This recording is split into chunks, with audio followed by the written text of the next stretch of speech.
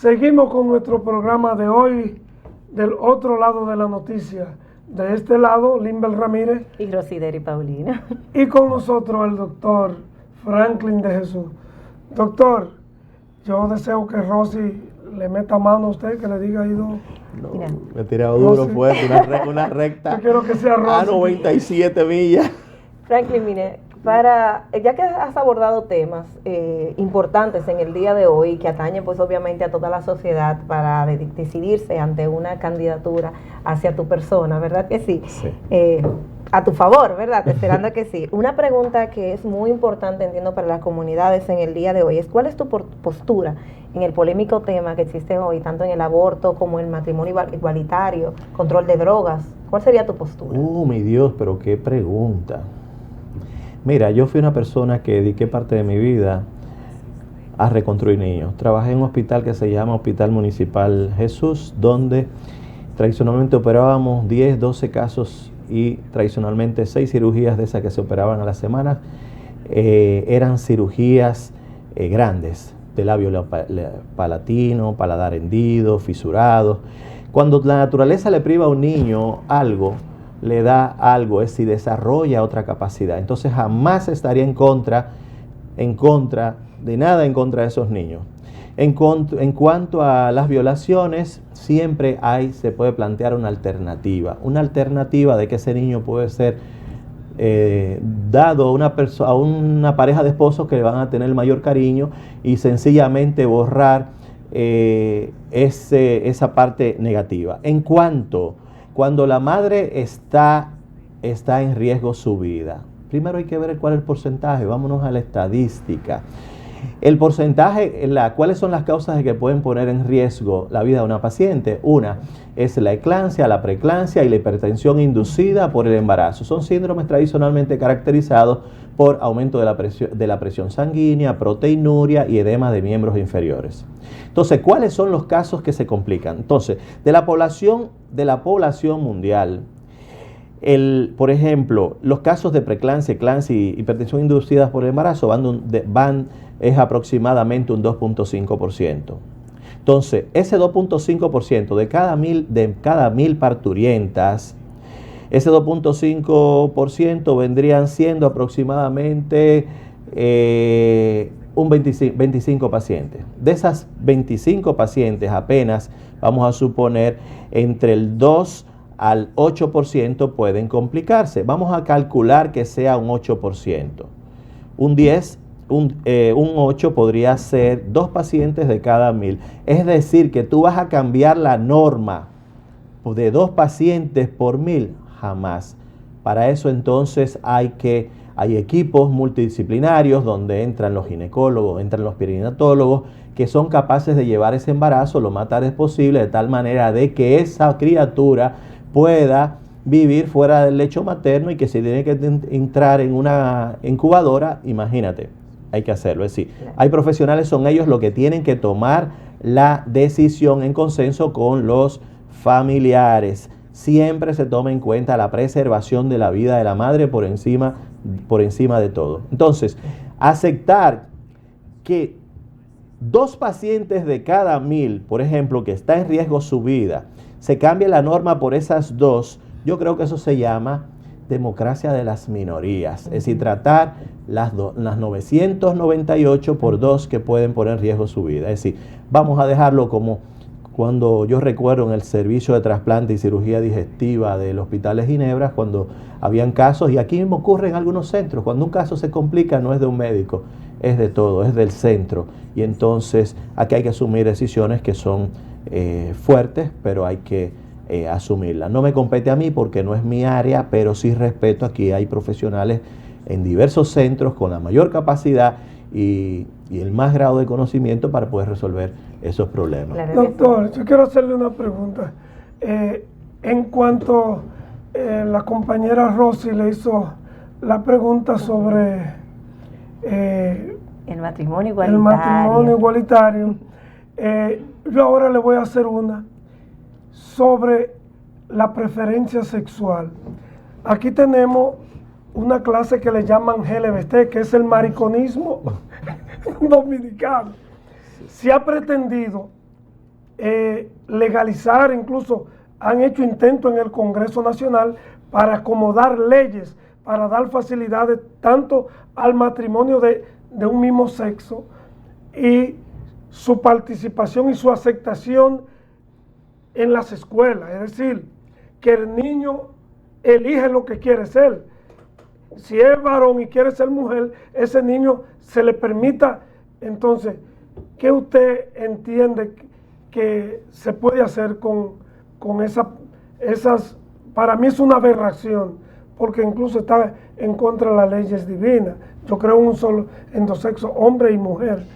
Pero aquí se ha pretendido, y usted sabe que esas leyes están ahí, en el Congreso Nacional.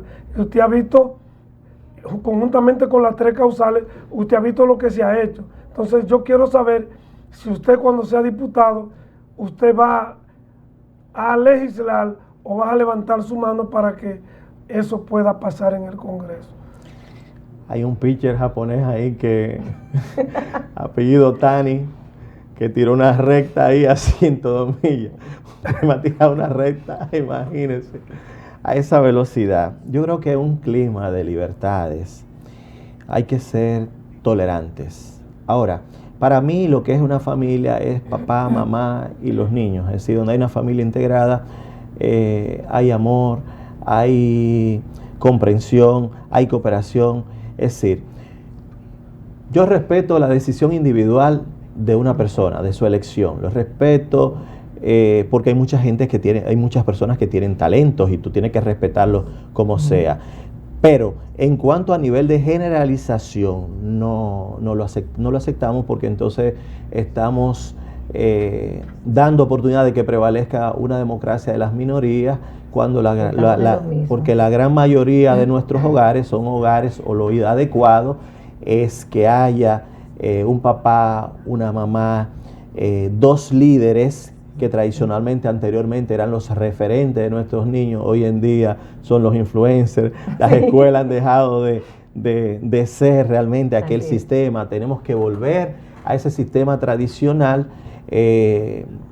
Las computadoras son muy buenas, los celulares son muy buenos, pero producen algo que es fascinación por encontrar las cosas hechas, y no dan oportunidad de que se desarrolle todo el sistema de memoria. Eso es a través de un ciclo de retroalimentación, a través de un neurotransmisor que es la dopamina, no la dopamina producida a nivel de los núcleos de la base, a nivel del nucleus Singer, sino una dopamina producida a nivel de las circunvoluciones prefrontales, que produce fascinación, y lo que estamos viendo es que el cerebro se habitúa a no usar la memoria. Entonces, fuera de la escuela primaria y fuera de la escuela intermedia. Así hay que saber para qué. Hay que discutir los métodos que vamos a utilizar, es decir, los contenidos, los abordajes, si es la lectura, si es, por ejemplo, la lectura para tú escuchar a otros, si es medios audiovisuales, si es el teatro, es decir, pero la forma, cuando más el estudiante aprende, hay que ver que el éxito depende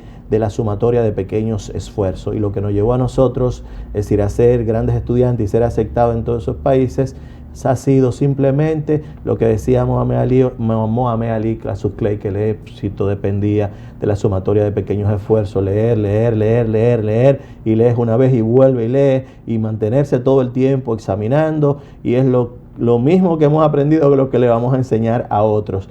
Vender la idea a nuestros niños de que vale la pena estudiar, de que vale la pena ser esforzado, porque tu bonanza en el futuro tiene que depender de eso, no seguir con el país que tenemos, el país de los amigos, del tráfico de la influencia, de los negocios con el Estado, y entonces dejamos el Estado, que debe ser un regulador de oportunidades para que la gente se desarrolle. Lo que pasa es que terminan los recursos en manos de los lobistas, los inversionistas de la política, que son aquellos que convierten a la gente, a las personas, en activos y mercancías, y luego les interesa solamente sacar los beneficios de esa inversión, y no le interesa a su país, es decir, no son patriotas.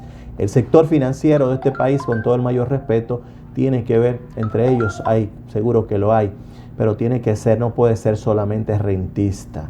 Tienen que ponerse la camisa de su país, ser un patriota, contribuir al desarrollo, al progreso de este país. Es decir, siento que hay personas, los que queremos lo mejor para este país somos más Así es. Y es así. Pero sin duda alguna hay personas que nos están incluso preguntando, porque es un tema muy polémico lo que estamos hablando justamente, el tema de la igualdad de género, etcétera. Particularmente yo nunca voy a estar a favor de lo que es la igualdad de género, como dicen, y porque cada persona tiene su rol en la sociedad. Mamá siempre será mamá, papá siempre será papá. Pero indistintamente de eso, lo que usted y yo podamos pensar, de lo que piense nuestro compañero Limber, hay una realidad que no se puede ocultar, y es que ya sea por fanatismo, ya sea por influencia de otros, pues hay una comunidad que está creciendo y que es una comunidad electoral y una comunidad que independientemente del nombre que le hayan querido poner, siguen siendo personas y merecen el respeto de todos alrededor.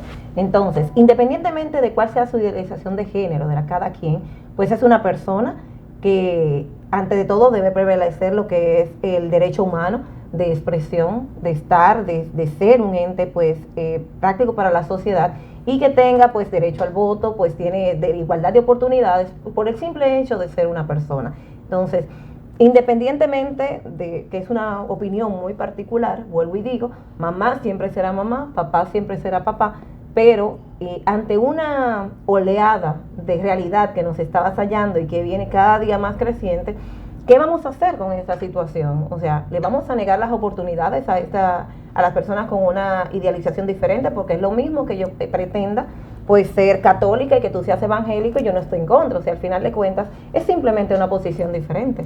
No, yo realmente sí les respeto, es si en un ambiente de libertades y de tolerancia, respeto. Creo que hay muchos amigos que tienen unas cualidades extraordinarias, entonces tú tienes que respetarlo como ser humano. Ahora, cuando es una conducta que debe ser generalizada a toda la sociedad, creo que se sale de los padrones de lo que es normal. Mi respeto, mi cariño, mi admiración hacia muchos de ellos. He tenido, por ejemplo, hay cirujanos que son extraordinarios, y por el hecho de que tengan alguna afiliación sexual, eso es parte de su vida, y uno tiene que respetarlo. Mi cariño, mi admiración al talento, a la brillantez de la persona. Es lo que puedo decir. Así es. Doctor, ya estamos llegando al final del programa. Usted sabe que el tiempo en televisión es corto y quisiéramos darle más, pero tenemos otro compromiso porque vendrán otros programas. Nosotros queremos, tanto Rosy como yo, que usted se despida de sus seguidores y del pueblo dominicano, y que le mande su mensajito ahí a esas bases de su partido de la Liberación Dominicana, que a todo modo dicen que está muy rezagado y que al parecer ustedes no van para ningún lado. No. El Partido de la Liberación Dominicana es el partido mejor estructurado, mejor organizado. Es simplemente, tenemos que retornar a la base que nos dio origen, aquel patriotismo, el amor a tu país, el amor a la libertad, el amor al desarrollo, la solidaridad, la identificación con los más vulnerables, lo que era la disciplina, la organización, la puntualidad. Volver a eso. Somos un partido de gente inteligente, gente brillante, y hay que dar oportunidad. Yo realmente, si tú quieres tener un perfil de mejorar, examina a todos los candidatos y elige lo que en base a consenso, lo que sean los que puedan representar mejor este partido. Creo que tenemos, se planteó igual que cuando Erasmo de Rotterdam planteó una reforma porque existía una cúpula eclesiástica de la iglesia en ese momento católica que se había salido fuera de rumbo. Entonces, ¿qué pasa? Planteó una reforma, y esa reforma, que fue publicada en 1000 Elogio de la Locura, entonces fue la base del planteamiento de Lutero de 1517, donde él planteó sus 95 tesis. Entonces, ¿qué quiero decir? Nosotros tenemos que mirarnos nosotros mismos. Tenemos el candidato, por ejemplo, que menor tasa de rechazo tiene, pero para tú ganar, primero tienes que conocerte a ti mismo, conocer tu adversario, conocer el territorio y no tener temor a polarizar con relación al otro. Es decir, ¿por qué? Porque en el fondo están planteando ciertos acuerdos, pero a veces, por ejemplo, por favorecer uno u otro, uno u otro, ¿qué es lo que ocurre? Entonces se quedan con tu militancia. Entonces tienes que tener cuidado, ante todo la integridad del PLD como partido, y volveremos a ser gobierno. Creo que Abel se está comportando como aquel corredor de altas competiciones que inicia a un 70 a un 80% y luego sube un 85, un 90 para avanzar un candidato a la vez, y con certeza al final de la competencia avanzará el candidato, el presidente actual, pero tiene que polarizar, tiene que discutir de igual a igual y decir lo que hay. Este gobierno vendió un cambio, se montó en una ola de un cambio y no ha estado a la altura de ese cambio. Además, el cambio no tiene que ver con lo que yo haga, tiene que ver con las personas que se conviertan en productivas, produzcan bienes y servicios, y tenemos de cada 10 dominicanos, 6 que viven de la búsqueda y 4 que trabajan. Bueno, el tiempo se ha terminado y Rosy, el tiempo es oro en televisión, definitivamente, y más allá de la noticia, estamos nosotros aquí compartiendo con cada uno de ustedes estos interesantes temas y con personalidades del medio, como el señor Franklin, que ha estado con nosotros en el día de hoy exponiendo su posición. Una última pregunta: si mañana son las elecciones, ¿Franklin estaría ganando su candidatura? Con certeza, si es en cuanto a la capacidad.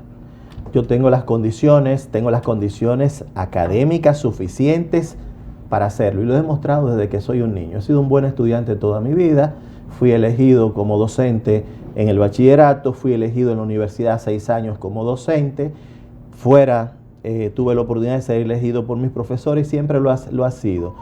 Estuve en varios países y siempre ha sido recomendado por los tutores que he tenido. Cada niño en este país necesita tener un tutor, un norte. No puede seguir teniendo aquel que la riqueza se construye al azar por obra y gracia. No, es en base al trabajo, en base al esfuerzo, en base al talento. Eso es lo que tenemos que venderle a nuestros niños y tendremos una sociedad mejor, en base a un sistema, en base a meritocracia. Bueno, Franklin, muchísimas gracias de verdad por haber estado con nosotros en el día de hoy. Ha sido un verdadero placer compartir este espacio contigo y obviamente contigo, Limber. Gracias por la oportunidad de compartir contigo. Gracias a ti por estar también al lado nuestro, y recuerden que después de este programa viene otro